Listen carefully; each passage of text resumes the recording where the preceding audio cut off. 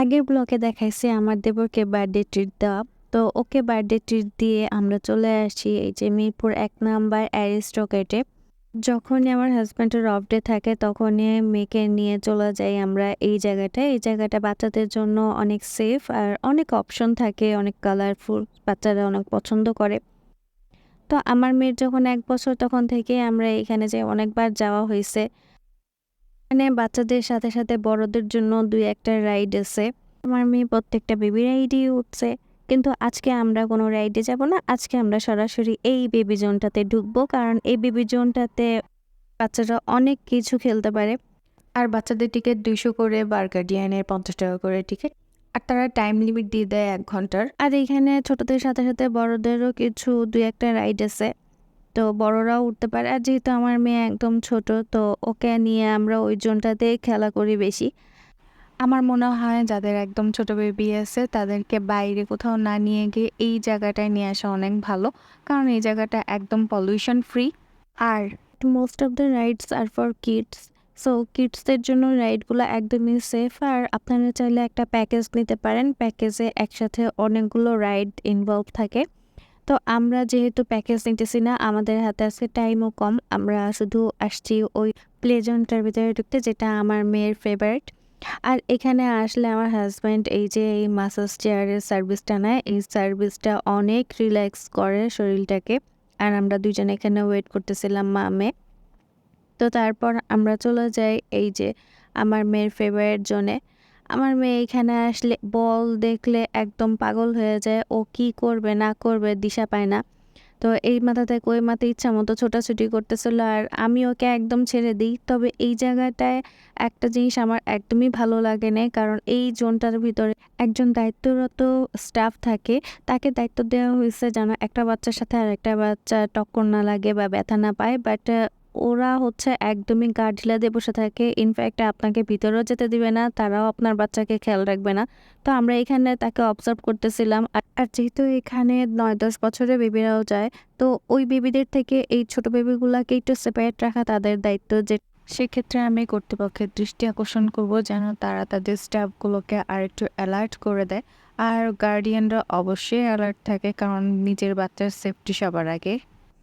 তো আমার মেয়ের যেহেতু এই এরিয়াগুলো একদমই মুখস্থ হয়ে গেছে, আস্তে আস্তে ও জানে যে কোন দিক দিয়ে কোন খেলাটা আছে। তো ও একা একাই খেলতেছিল।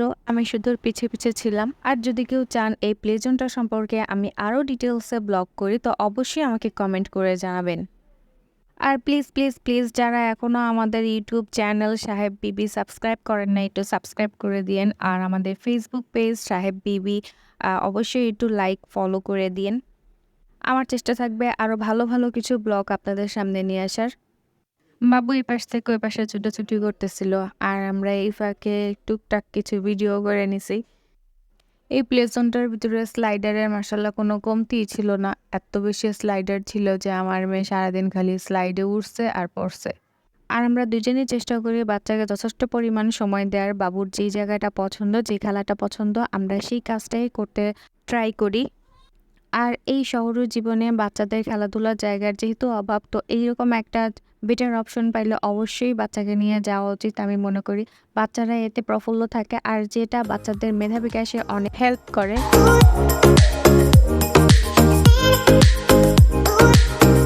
এরপর আমরা মা মেয়ে ফোমের বিল্ডিং বানাতেছিলাম। আর এগুলো সবই ছিল ওই ২০০ টাকার প্যাকেজের সেক্টরের ভিতরে। তো এই জায়গাটা অনেক বেশি বড়, আর এখানে বাচ্চাদের প্লে অপশনটা এত বেশি, কারণ বাচ্চারা এখানে আসলে মনে হয় যেন ১ ঘন্টা ওদের জন্য কম হয়ে যায়। আমার মেয়ের তো ১ ঘন্টা মনে হয় যেন ঢুকলে একটু পরেই শেষ হয়ে যায়।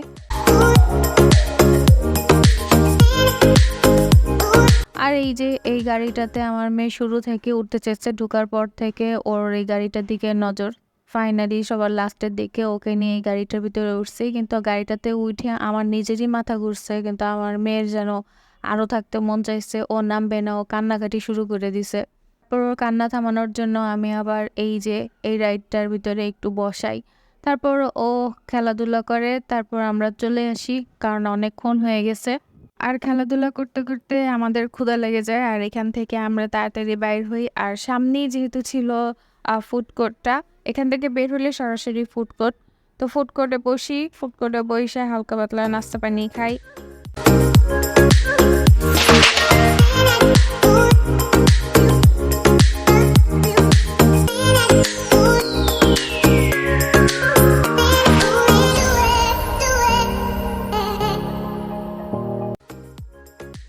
আর আমরা দুইকে প্রথমে একটা ড্রিঙ্কস অর্ডার করি।